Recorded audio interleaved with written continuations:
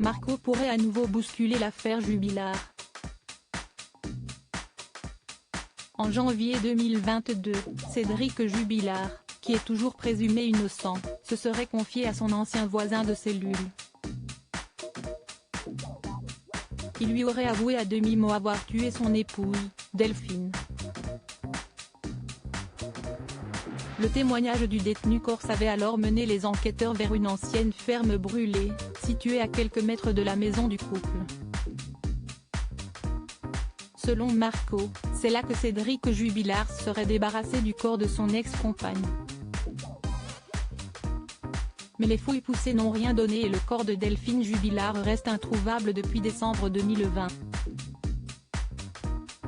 L'ex-détenu de la maison d'arrêt de Toulouse cesse à rappeler dans l'émission de 7 à 8, diffusée ce dimanche 19 mars, une étrange question que lui avait posée le plaquiste.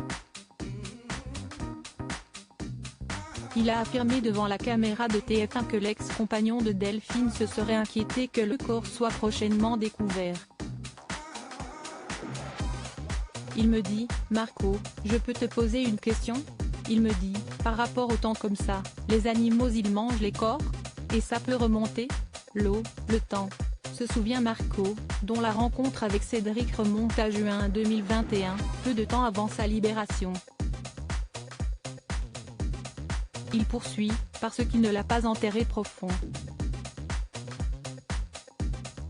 Ce n'était pas profond, donc il a eu peur que ça remonte, que ça ressurgisse. Deux grands arbres en mai 2022, Marco avait déjà témoigné auprès de nos confrères du Parisien pour raconter les confidences de son ancien voisin de cellule. Il avait déclaré que Cédric avait vrillé lorsqu'il avait surpris la mère de ses enfants en train d'envoyer des messages à son amant. Il s'inquiétait de la possibilité qu'un corps enterré finisse par être découvert à cause des intempéries ou des animaux, avait-il affirmé.